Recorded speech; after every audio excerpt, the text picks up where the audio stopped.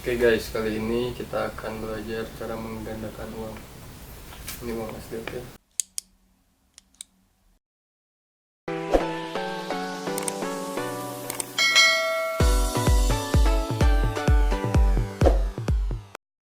Pertama kita buka Microsoft Word seperti ini.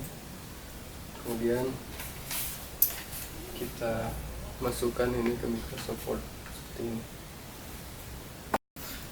Ya, seperti itu.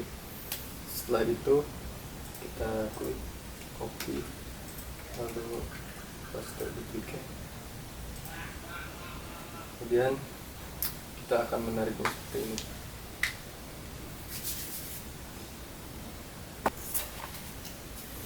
Ini satu, lalu yang kedua kita akan ambil.